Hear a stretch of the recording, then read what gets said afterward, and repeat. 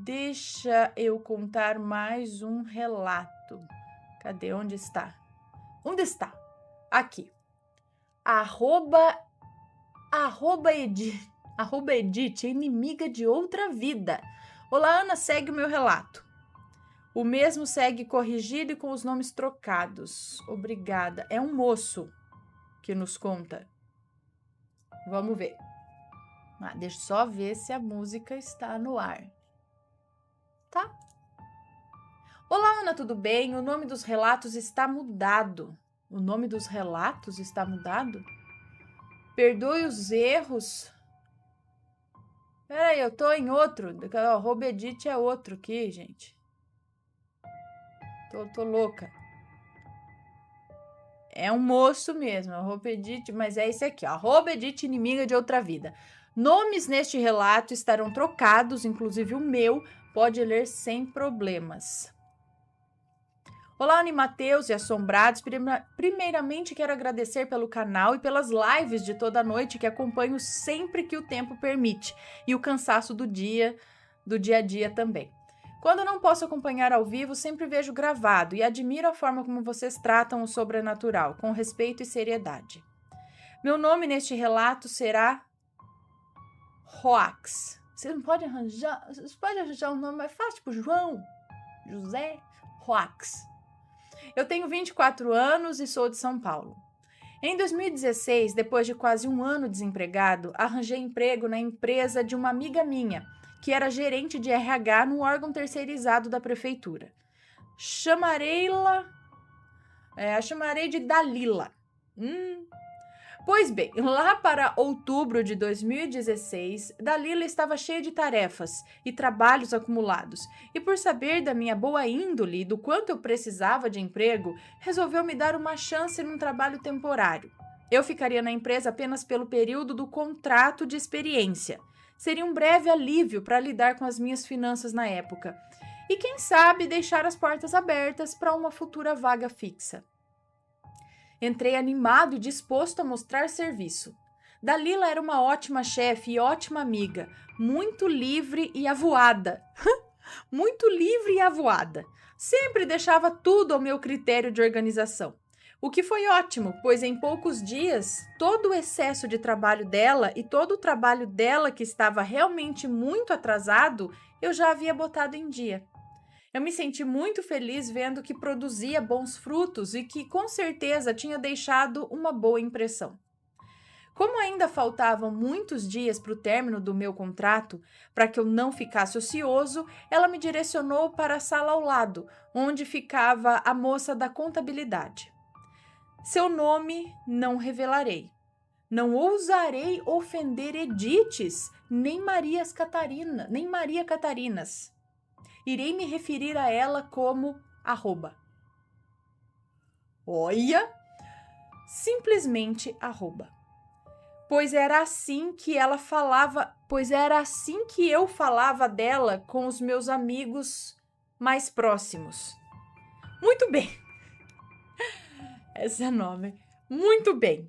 Arroba era extremamente comunicativa, simpática, uma querida. Adorava conversar com ela enquanto fazia boa parte de seu trabalho, que, convenhamos, era muito. Arroba era extremamente desorganizada e tinha ainda mais trabalho atrasado. Eu tive ainda mais dificuldade, mas mesmo assim consegui colocar tudo em dia.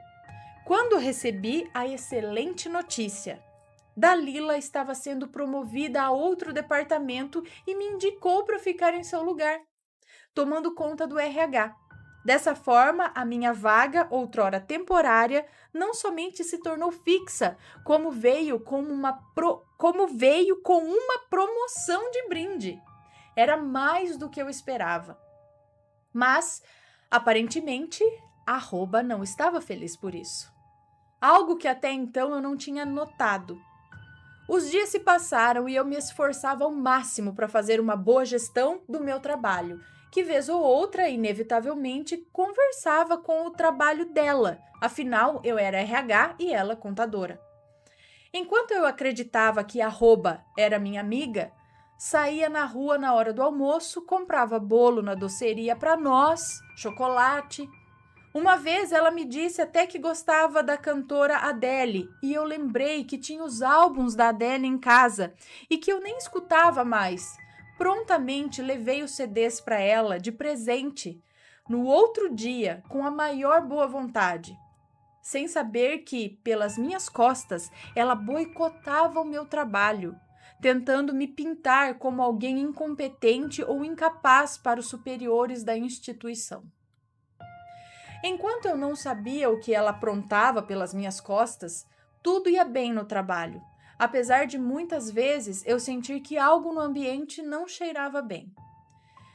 Paralelamente, na minha vida particular, tudo estava ficando complicado. Eu sempre fui extremamente autocrítico e ansioso, muito exigente comigo mesmo e agora, num cargo importante, eu colhia como frutos crises constantes de ansiedade e pânico, que eu controlava com antidepressivos, estabilizadores de humor, terapia e principalmente hipnoterapia e terapia com hipnose. A terapia com hipnose. Um dia estava trabalhando normalmente quando a moça do financeiro me entregou cheques de pagamentos de salários de alguns funcionários de outro setor que viriam buscar. Tínhamos esse hábito de entrega de cheque e ordem de pagamentos em casos especiais. E como eram sempre as mesmas pessoas, o hábito de simplesmente entregar para eles mediante simples assinatura do holerite era mantida.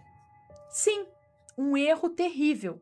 O ato de eu nunca ter tido a ideia de elaborar protocolos de entrega de cheques. Quando a moça do financeiro me entregou, abri o Word e fiz uma pequena listagem, apenas para ir apagando o nome dos que fossem pegando ou não os cheques e devolver no final do dia.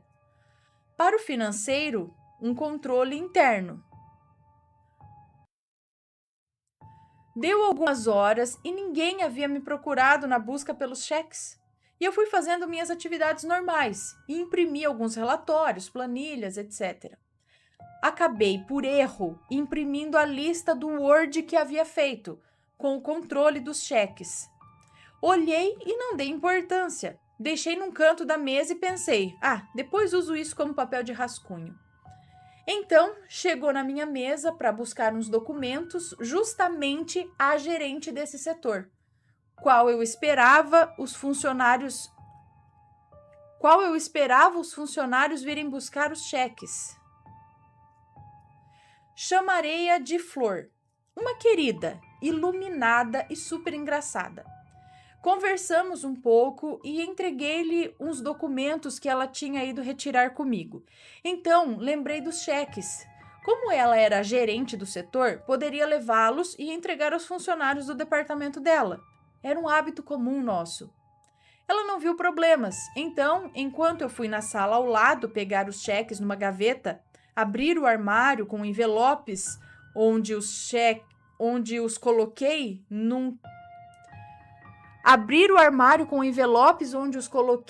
num que em seguida, depois de conferir e lacrar o montante, ela ficou na minha mesa. E por um instinto, viu a listagem que mais cedo eu havia impresso por engano, achando que era um protocolo. Ela assinou e carimbou, mesmo sem necessidade. Entreguei os cheques a ela, nos despedimos e ponto. Continuei o expediente. Quando vi o protocolo improvisado, deixei num canto. Depois eu arquivaria em uma caixa de arquivo morto. Naquela tarde, porém, de repente, senti uma dor de cabeça imensa e repentina. Procurei na bolsa e não tinha nenhum comprimido para dor. Como tenho enxaqueca, logo imaginei que teria uma nova crise. Resolvi tirar uma pausa de 5 minutos e ir até a farmácia. Levantei e comprei uma dipirona, uma água e na hora em que eu estava voltando para o escritório, pronto. Como num passe de mágica, a minha dor de cabeça desapareceu.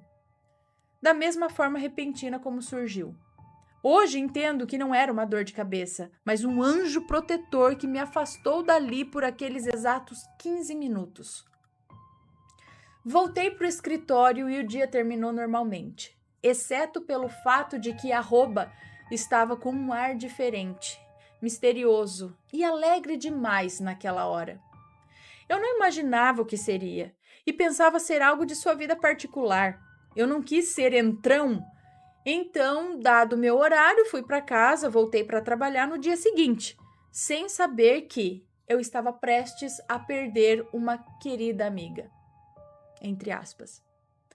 Comecei a fazer minhas coisas normalmente, até que precisei ir ao financeiro para ajeitar alguns documentos. Estávamos somente eu e a chefe do departamento, a mesma que me entregara os cheques ontem, e trocamos uma ideia ou outra quando ela soltou. Rox, e o cheque que você perdeu? Emudeci, sem entender do que ela estava falando.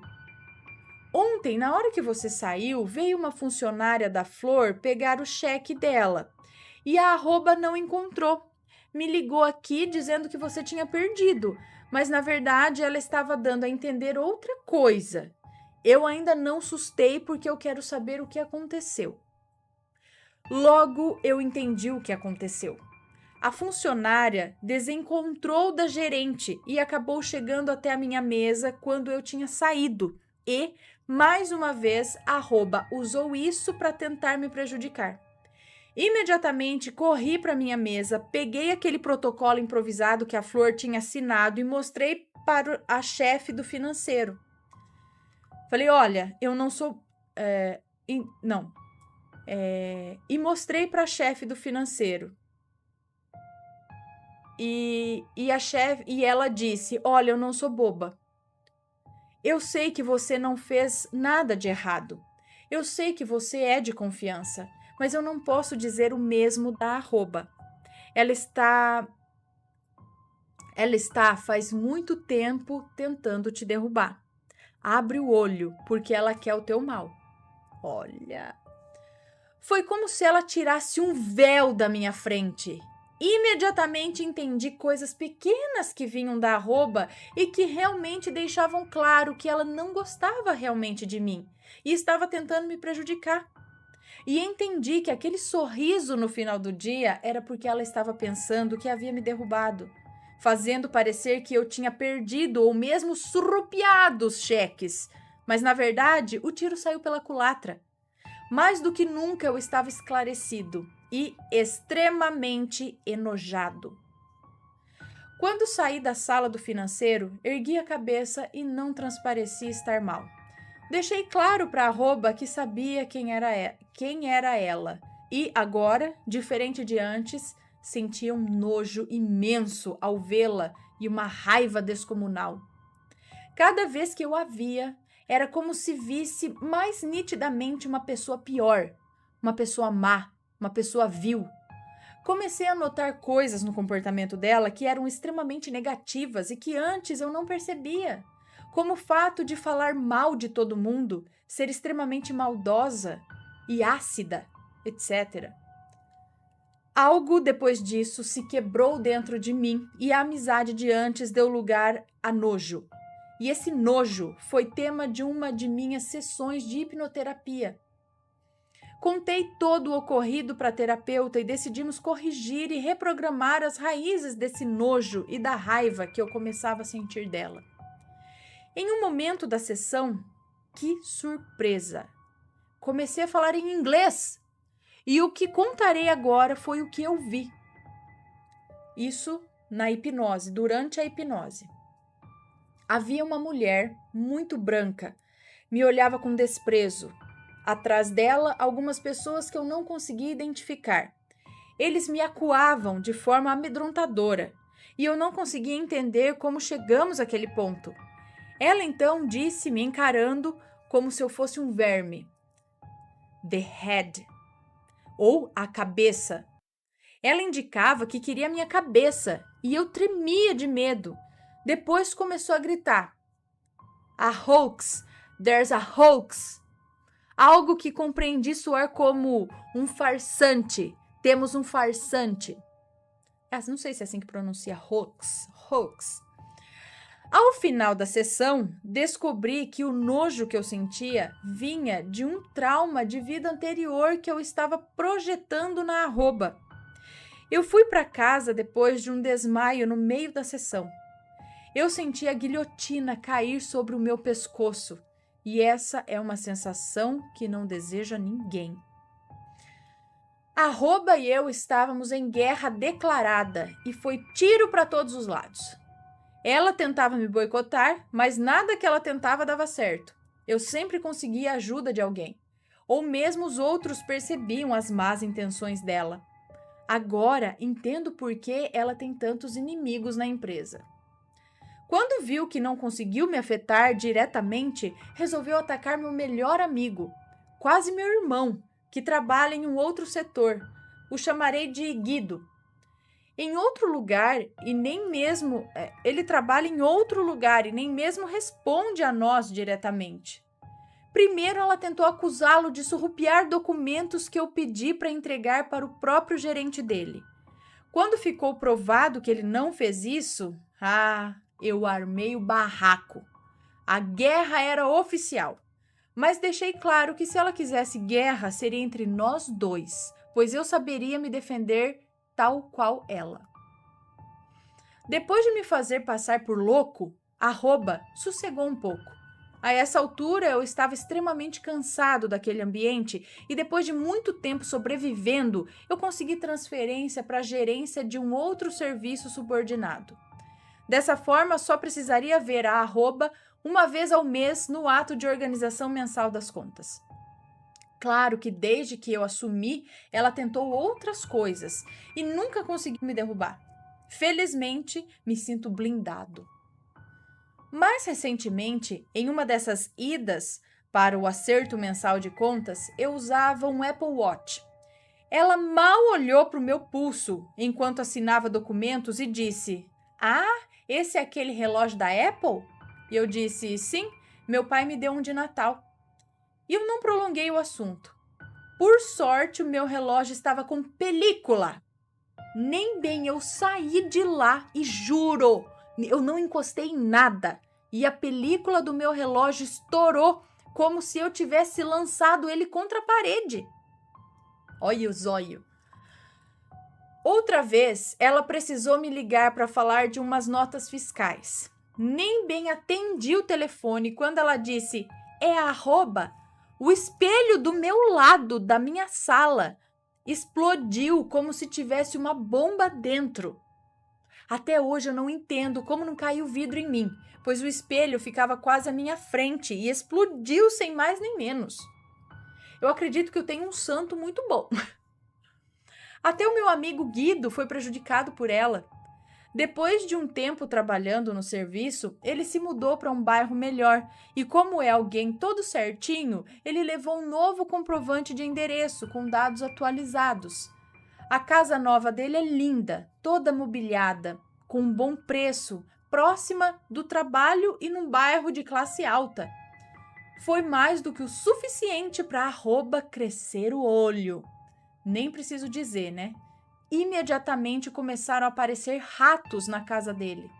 Gente, mas tem gente que tem o zóio ruim mesmo, tem uma energia ruim, não? Ulaiá, tem o dom, a pessoa tem o dom da ruindade. Sonserina, não eu, sabe, nem sei se é isso mesmo. Eu, sabendo que com certeza se tratava disso, de inveja, o indiquei banhos, salmos e limpeza com anil em toda a casa.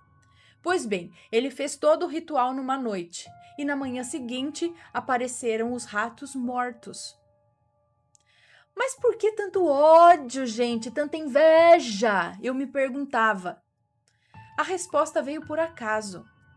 Numa última vez que precisei vê-la para aquele acerto mensal, a vi chamando por uma garota que trabalha para ela.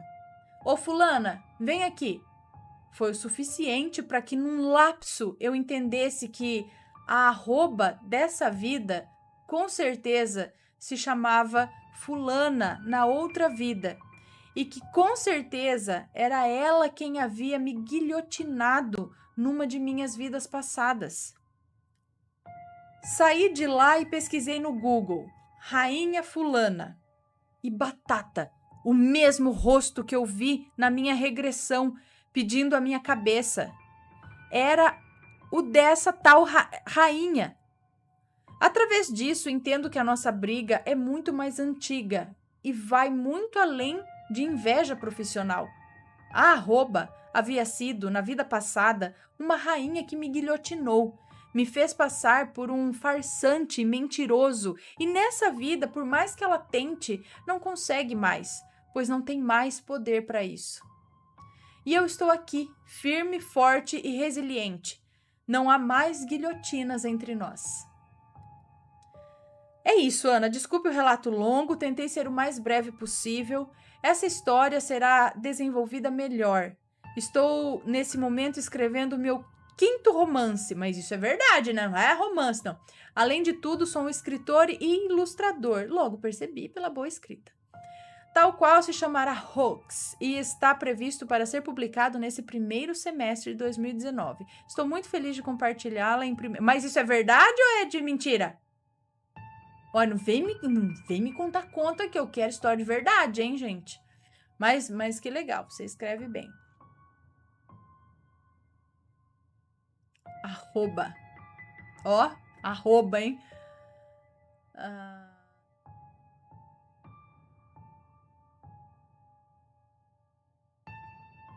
Bom, a criatura atrás do cupim. Vamos ver do que se trata. O relato que vou contar aconteceu com meu pai. Irei contar em primeira pessoa. Por volta de 1985, minha família e eu morávamos na fazenda, em uma cidadezinha do interior de São Paulo.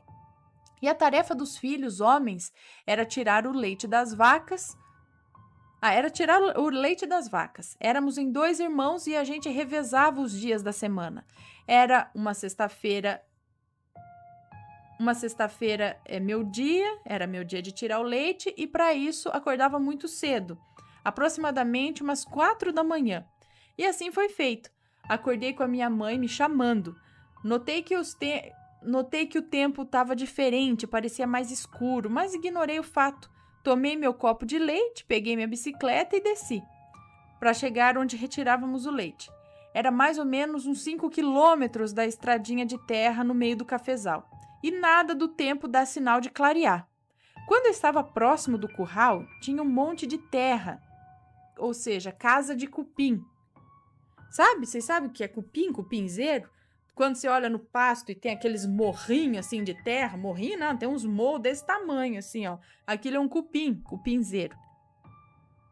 Então, tinha um monte de cupim, muito grande mesmo.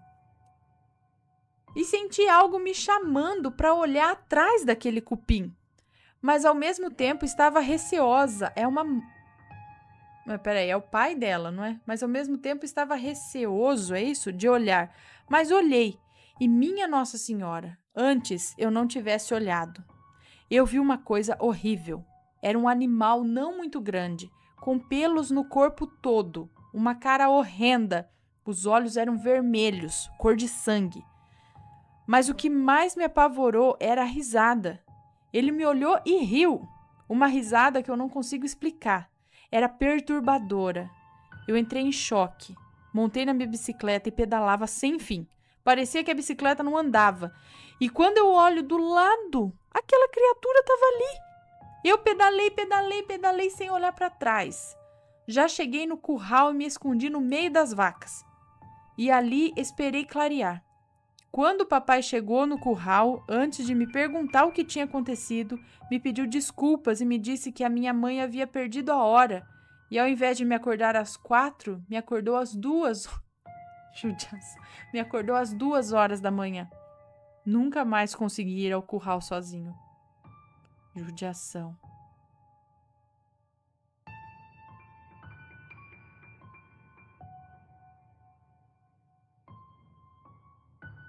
A boneca e o anel. Olá, Ana e assombrados. Meu nome é Fulana, tenho 37 anos e sou da cidade de Canoas, no Rio Grande do Sul. Meu relato será meio longo, pois tentarei contar todos os detalhes para vocês entenderem bem isso. Para vocês entenderem. Bem, isso aconteceu com a minha avó quando ela tinha seus 18 anos. Hoje ela tem 89. Eu sou de uma família mista, metade indígena, metade típica italiana. Meu tataravô era cacique da tribo Tupi. Ai, que chique! Meu avô, pai de minha mãe, se casou com uma típica italiana. Já o pai da minha avó não aceitava esse casamento, pois queria que a minha avó se casasse com alguém de posses, pois ele e sua família sempre foram de vida abastada, sempre com muitas posses. E já a mãe de minha avó até então aceitava, por amar a filha. Bem, depois de todo esse turbilhão com um aceita ou outro não, meu bisavô aceitou, pois a minha avó disse que... Tá largo, pois a minha avó disse que fugiria com meu avô se não o aceitassem. Pois bem, no dia do casamento da minha avó, o pai dela, no caso o meu bisavô, fez uma festa para a família, pois tinha vergonha da própria filha se casar com um índio. Fez uma festa para a família, pois tinha vergonha da própria filha se casar com um índio. No dia do casamento de minha avó, o pai dela deu a ela uma boneca. Era uma boneca com o corpo de tecido todo cheio de espuma e o rosto era de porcelana. A minha avó se encantou com a boneca. O meu avô construiu uma casa na mesma área da grande fazenda em que morava para minha avó e seu marido, no caso meu avô. Tinha uma distância de uns 50 alqueires da casa do pai dela. Meu avô começou a trabalhar na fazenda do sogro, para sustentar a minha avó, pois meu bisavô era muito rude com ele. Fazia com que ele fizesse o trabalho de 5 pessoas em um dia só. Enquanto isso, a minha avó e sua mãe ficavam em casa bordando, costurando, tricotando. A minha avó conta que 2 semanas depois que foi morar na casa nova, ouvia barulhos estranhos no assoalho da casa, às vezes no telhado. Mas como era casa nova e de madeira, achava que fosse por ser casa nova e a madeira se ajustando. Durante uns 3 meses, só ouvia barulhos na casa enquanto o meu avô não estava. Certa noite, minha avó teve um sonho, e esse sonho era tão nítido que ela teve a sensação de que era real. No sonho, ela conversava com a boneca que o meu avô havia dado a ela, e a boneca dizia que ela estava grávida e seria uma menina. Ela teria que pôr o nome de... Eu não sei se os nomes estão trocados aqui, né? Teria que pôr o nome de Fulana.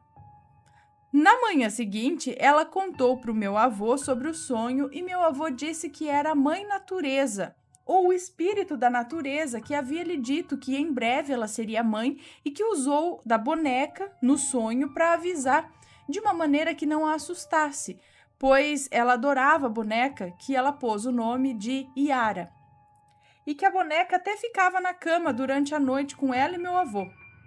Alguns dias se passaram. A minha avó conta que começou a se sentir mal e minha bisavó, na hora, disse a ela que ela estava grávida. Ela não ficou surpresa, pois algo dentro dela já havia preparado para isso. Quando a minha avó já estava de uns 6 meses de gravidez, meu avô deu a ela um anel, que era de sua mãe, qual ele deu à minha avó quando ela estava grávida do primeiro filho. Ele deu para minha bisavó, o qual ele deu para minha bisavó quando ela estava grávida do primeiro filho. Segundo a crença dele, traria boa sorte na hora do parto. A minha avó pôs no dedo e a minha avó conta que esse anel tinha uma beleza que ela ficava olhando para o anel deslumbrada. Não era de brilhantes, mas era talhado com um desenho que parecia um entrelaçado, como se fosse um cordão umbilical mesmo. Só que tinha no meio um desenho de 8. Parece o símbolo do infinito, sabe? Sei. Minha avó conta que no dia em que ela teve a filha, que por sinal é minha mãe, ela acordou bem, se sentou na cama, meu avô já havia saído para o lavoro Ela olhou para os pés da cama e a boneca estava sentada olhando para ela, com um leve sorriso. Estranho, pois não havia nada segurando a boneca, pois a cabeça dela era muito pesada que o corpo, era muito mais pesada que o corpo, e como ela estava sentada, sem nada para segurá-la. Do nada, minha avó sentiu dores do parto e não havia como avisar a minha avó, pois era longe, e se ela gritasse, talvez a mãe dela ouvisse, até porque pelas contas da parteira e da minha avó e da mãe dela, a minha mãe nasceria no dia 28 de maio e não no dia 30 de abril. Minha avó lembrou que na porta da casa dela, meu avô colocou um sino para que se ela precisasse de algo era só tocar. E ela foi se remoendo de dor até a porta e começou a bater, sacudir o sino. E aí a minha bisavó ouviu e foi até a casa e viu que a minha avó estava em trabalho de parto e correu em busca da parteira que morava longe, mais ou menos uns 15 quilômetros da fazenda. Enquanto a minha avó aguardava socorro, a boneca ficava olhando com um olhar profundo e aquele sorriso de canto de boca. Aí minha avó lembrou do anel que havia ganhado do pai dela, mas o anel não estava no seu dedo. Ela ficou olhando em volta para ver se achava o anel, mas nada. Quando a parteira chegou junto com a minha bisavó, a minha avó estava perdendo muito sangue e logo foram pôr a água para esquentar, pegar lençóis limpos para fazer o parto. A parteira foi tirar a boneca da cama e quando ela levantou a boneca, a minha avó conta que o anel estava lá, na mão da boneca. Ela pediu que a parteira entregasse o anel a ela, que estava na boneca. Ela pediu que a parteira entregasse o anel que estava na boneca, mas parecia colado na boneca. A parteira não conseguiu tirar o anel daquela boneca. Minha bisavó tentou tirar e não conseguia. A parteira olhou para a boneca. E pediu licença. Aí sim ela conseguiu tirar o anel da boneca. Minha avó colocou o anel no dedo e de imediato a boneca mudou a feição do rosto. Do nada, aquele sorriso de canto de boca e aquele olhar mudaram para uma cara fechada e um olhar demoníaco. A parteira pediu para minha avó para ela pôr fogo na boneca, pois aquilo não era bom. Mas a minha avó gostava da boneca. Bem, minha mãe nasceu forte e saudável, e para evitar que o anel sumisse, a minha avó guardou o anel em uma caixinha de madeira que ela fazia de porta-joias, e ficava em cima da penteadeira. Quando minha mãe tinha por volta dos 3 anos, a minha avó conta que minha mãe não pegava a boneca dela para brincar, mas conversava com a boneca o tempo todo. Minha avó pedia para minha mãe o que ela perguntava para minha mãe, o que tanto ela falava com a boneca. Na verdade, não, minha avó pedia para minha mãe o que ela falava tanto e com quem. E a minha mãe dizia que era com a Yara, e que a Yara disse para ela subir na janela e pular, porque era muito legal. Minha avó conta que a casa era alta e tinha uma escada de uns 12 degraus para chegar até a porta. Então, se ela pulasse da janela, ela iria cair de uma altura de mais ou menos 5 metros. Seria morte para uma criança de 3 anos. Minha mãe começou a adoecer e nada melhorava. Ou era tosse, de repente era febre, às vezes não caminhava, pois não sentia as pernas. Até que um dia meu bisavô, muito nervoso, chegou na casa da minha avó e disse que a levaria em uma benzedeira, que ele conhecia lá, e que ela iria sarar. Minha mãe se arrumou e arrumou a minha mãe. Minha avó se arrumou e arrumou a minha mãe. E foram no caminho, meu bisavô... No caminho, meu bisavô chorou e pediu perdão à minha avó, mas a minha avó não entendia. E ele disse que chegando em casa ele contaria o que havia ocorrido. Minha avó conta que chegando na casa da benzedeira, ela olhou para minha avó e para minha mãe e disse para o meu bisavô: "Eu lhe falei que isso é pecado, e se os filhos não pagam, os netos é que sofrem." Ela mandou a minha avó entrar com a minha mãe e fez umas rezas e jogava ervas em cima da minha mãe fez passagens com óleo morno na barriga e pernas da minha mãe. E de repente ela mudou de feição e disse com uma voz estranha: "A boneca deve ser queimada, mas o anel, me traga ele aqui." Minha avó ficou assustada com aquilo, mas foi para casa e, chegando em casa, o meu bisavô chegou e mandou que um homem que ele chamava de peão chamasse o meu avô, pois ele não havia contado para o meu avô que a minha mãe estava mal. Meu avô chegou e eles se sentaram, e aí que vem a revelação, a coisa que a minha avó jamais imaginaria. Minha avó conta que o meu bisavô, com o seu charuto na mão e chorando muito, disse que não queria que ela se casasse com meu avô e por isso foi até a benzedeira pedir que ela fizesse algo que separasse os dois. E o anel, aquele anel, ele pediu para que ela fizesse alguma magia que nunca deixasse a minha mãe engravidar e, se por acaso ela engravidasse, que perdesse a criança. A benzedeira disse que faria, mas ele deveria ter a consciência de que isso seria magia negra e que o espírito que fosse habitar na boneca faria minha avó sofrer de alguma forma, e se ela não sofresse, os frutos dela ou de outros filhos sofreriam, pois a entidade iria se alimentar de alguma forma e somente ela poderia reverter. E talvez não fosse possível reverter, pois poderia até causar a morte da minha avó. Mas meu bisavô disse que preferia uma filha morta do que casada com um índio pobre negro. Minha avó disse que chorou muito, que não perdoou o pai dela, pois quem, em própria consciência, faria um mal tão grande ao próprio sangue?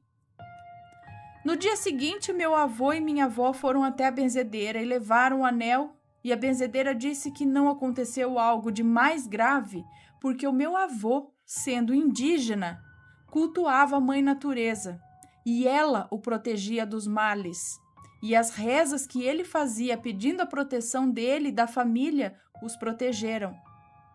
Hoje minha mãe e minha avó vivem bem e com muita saúde, e minha avó sim, ela perdoou meu bisavô anos mais tarde, pois disse que quem perdoa vive mais e se livra dos males do mundo. Obrigada, Ana. Espero que leia o meu relato. Beijos, manda beijos para minha família. Um beijo, então, para você e para toda a sua família aí. E olha só, gente, como que é? Prefere a filha morta só por causa... Gente do céu. E aí vai lá... Ainda bem, não aconteceu nada. Nada demais, né? Assim, por conta da proteção que o marido dela, sendo indígena, né? Tinha ali dos seus, da natureza que o protegia. Porque se ele não tivesse a sua fé, se ele não tivesse a espiritualidade que ele tinha... coisas muito ruins poderiam ter acontecido. Rogadas pelo próprio pai. É isso que é triste. Mas ainda bem que esse não teve um final muito triste, né? Me conta, gostou do relato? Então o que você acha de deixar um comentário aqui embaixo, sempre com respeito, por favor. Além do like, é claro.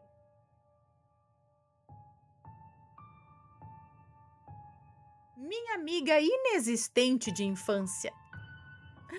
Olá, Ana, meu nome é Fulana. Fulana com PH e 2 N's no final. Essa fulana é chique. E o relato que eu vou contar a seguir não contém nomes e aconteceu comigo mesmo. Eu nasci numa casa bem pequena que os meus pais alugaram para que pudessem casar, porque eu já estava a caminho. Ah, tá. Essa casa tinha sala, um corredor com 2 quartos, ao fundo a cozinha e saindo da cozinha um pequeno corredor ao ar livre onde ficava o banheiro. Era um tipo de planta de casa antiga, na qual o banheiro ficava do lado de fora. Eu tenho uma lembrança muito antiga, muito remota na memória, de quando eu devia ter uns 2 ou 3 anos e ficava brincando na sala. de frente para esse corredor. E eu via, entrando pela porta da cozinha, uma menina morena, com o cabelo cacheado, preso, assim, de Maria Chiquinha. Eu não sei como vocês chamam aí, mas é quando a mãe da gente divide o cabelo ao meio e prende 2 rabinhos, um em cima de cada orelha. E ela tinha um vestido vermelho. Sempre que eu estava brincando, essa menina aparecia e ficava me olhando. Eu a chamava para brincar, mas ela nunca vinha. Apenas me olhava por alguns segundos e saía de novo pela porta da cozinha, como se fosse em direção ao banheiro. Como eu era muito pequena, eu não achava aquilo estranho. Para mim era natural a presença daquela menina ali em casa. Só me dei conta de que ela não existia de verdade quando eu já era adulta. Quando, conversando com a minha mãe sobre a época em que morávamos naquela casa, eu perguntei quem era aquela menina. Ela me disse que não havia nenhuma criança parecida na vizinhança, muito menos entrando na nossa casa. E que o corredor externo não tinha portão. Só se entrava nele por dentro da casa, então não tinha como ninguém entrar por ali. Enfim, essa era minha companheirinha silenciosa de infância. Depois que eu saí daquela casa, eu não a vi mais. Não tenho nem ideia de quem pudesse ser. Mas naquela casa sempre fomos felizes. Nunca aconteceu nada de ruim. Eu e minha irmã nascemos dentro da casa, pelas mãos da minha avó paterna, que era parteira. Beijos, Ana e Assombrados, tudo de bom. Um beijo para você, muito obrigada. Será que era alguém que morou lá, alguma coisa relacionada à casa, ao terreno, ou diretamente a você? Um tipo de, né? Sei lá, por qual motivo ela ficou ali ligada a você, talvez, né?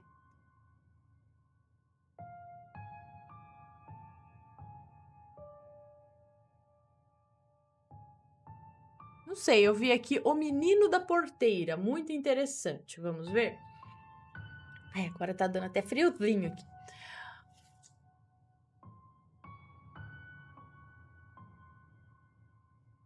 Boa noite, Ana. Não perdemos um dia de relato. Sempre assistimos eu, minha mãe e meus 6 doguinhos. O relato abaixo foi contado pelo meu avô. Fique tranquila, pois não terá nomes. Ok. Meu avô era caminhoneiro e ele sempre tinha que buscar algodão em um sítio específico. Nesse sítio havia um menino que sempre abria a porteira para o meu avô passar com o caminhão. Certo dia ele retornou ao local novamente para carregar o caminhão com algodão quando aquela porteira abriu-se sozinha. O menino não estava na porteira e não havia ninguém por lá que pudesse ter aberto. Apenas o meu avô e o seu parceiro que estava dentro do caminhão. Eles, obviamente, acharam aquilo muito estranho, mas acabaram deixando passar. Dias depois, eles tiveram uma surpresa quando descobriram que, na verdade, o garoto havia falecido justamente no dia em que a porteira se abriu. Eles nunca nem souberam o seu nome e muito menos a causa da morte. Obrigada por contar nosso relato. A minha avó já teve um relato contado aqui. É o 667. E mostra para todo mundo sempre que pode. Se enche para dizer que a moça da TV contou que ela mandou. Ai, que bonitinha! E vai para contar outro que eu conto aqui também. Um beijo para a avó também. Ai, é bem a história do menino. Nossa, quando eu vi o filme, o negócio do menino da porteira, eu fiquei chocada. Eu era criança quando fiquei sabendo, viu? Tem um filme, não tem? Aí eu falei, nossa, o menino morreu pisoteado pelos bois. Gente, deixa eu contar pra vocês.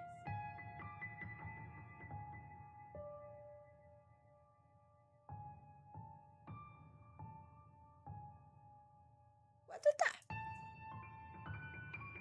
Virgem Maria atende aqueles que têm fé.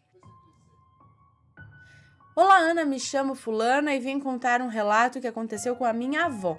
Ela era uma pessoa que pregava a palavra, era muito devota a Santa Maria e sempre rezava o terço, quase todos os dias. Ela morreu com 97 anos de velhice. Esse relato acontece em Rio Preto, olha, em 1985, quando eu nasci. Contarei em primeira pessoa como se fosse a minha avó. Ok, então agora é a avó dela contando. Eu, na época de 1985, tinha 66 anos. Não me casei, pois na época eu não tinha dinheiro e sempre quis me casar em igreja, não na frente de um juiz. Eu, na época, namorava... Os nomes estão trocados. Eu, na época, namorava o José Antônio. Era um homem muito gentil e elegante. Era rico e eu fiquei rica por causa dele. Não era interesseira. Eu nem sabia que ele era rico, mas ele me ofereceu todo aquele dinheiro. Eu, depois de 4 anos de namoro, comecei a morar no casarão enorme dele. Tinha aproximadamente uns 30 cômodos e lá havia muitas empregadas. Mas uma me chamava muito a atenção, a Juliana. Ela se dizia cética, que não cria em nada. Mas sempre que eu falava sobre Deus, Jesus ou Nossa Senhora, ela saía de perto. E foi assim que eu comecei a desconfiar dela. Certo dia, 1 ano depois de eu já morar ali, eu acordei no meio da madrugada suando, com medo, e não me lembro por quê. Só me lembro de acender uma vela e rezar para a Virgem Maria. Nisso que eu rezava, ouvi a Juliana agonizando na cozinha, onde ela e as outras 2 empregadas dormiam, no quarto de hóspedes. Ela agonizando, chorando, gritando. Eu desci imediatamente e a vi morta. Essa foi a pior cena da minha vida, pois eu não só a vi morta, mas eu a vi com marcas de mordidas e com uma cruz invertida na testa. Essa cruz feita com algo cortante.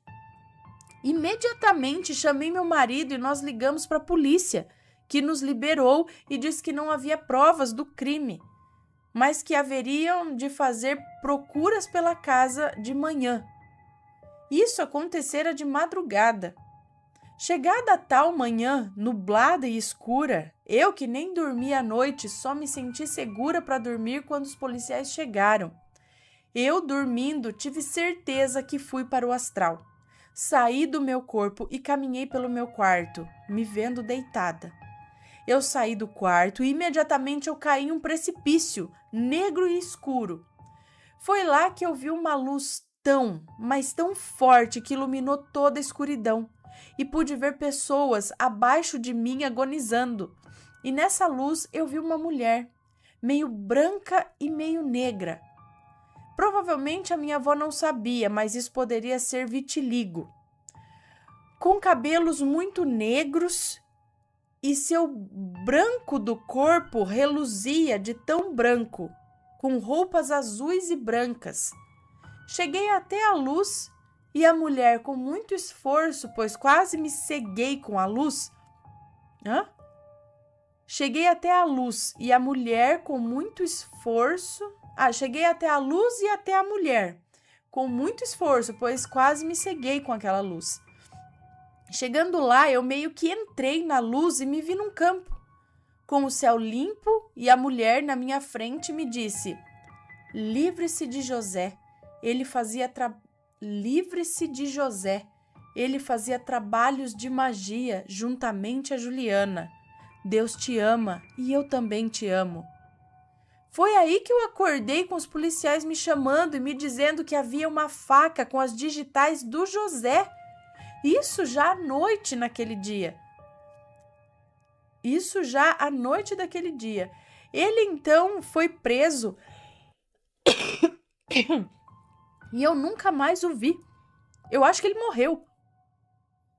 Eu só sei que aquela mulher que aparecera para mim foi a Virgem Maria e que eu me sinto lisonjeada pela honra de vê-la. Ela atendeu ao meu pedido e me deu a salvação. Sabe-se lá o que poderia acontecer comigo se eu não tivesse rezado aquela noite. E foi a partir desse dia que me tornei devota de Maria. E agora agora acabou. A avó contando. E agora eu, a neta da minha avó, vos digo: seja lá qual sua religião, rezem, peçam e glorifiquem, pois aquele que vos convém a oração lhes atenderá. Minha avó me contou isso 5 dias antes dela morrer. Eu acho que Maria também lhe deu o livramento desse mundo de males e pecados. E Juliana? Minha avó sonhava com ela quase todas as noites. Minha avó também me disse que Juliana conservava com ela. Não, me disse que Juliana conversava com ela pedindo perdão e pedindo libertação do inferno. E nessa visão de Juliana, via-a sendo esmagada por um anjo. Será que Juliana era um demônio? Nunca saberei. Mas minha avó dizia que seu sobrenome, que não posso falar aqui, a entregava sobre tudo. Pois essa mesma família tinha feito magia negra para os meus antepassados e da minha avó. Será que foi tudo predestinado? Só Deus, nosso Altíssimo, sabe. Obrigada de verdade por ler, Ana. Beijos. Beijos para você. Nossa, gente, que loucura. Tipo, o marido fazia magia negra com a mulher, aí ele foi lá e matou a mulher. Gente do céu. E essa visão da Virgem Maria meio branca, meio negra? Interessante, né? Bem legal. Peraí. E aí, tá gostando dos relatos? Então o que você acha de deixar um like aí no vídeo, hein? Gosta dos relatos? Deixa o seu like, mesmo que seja nos cortes.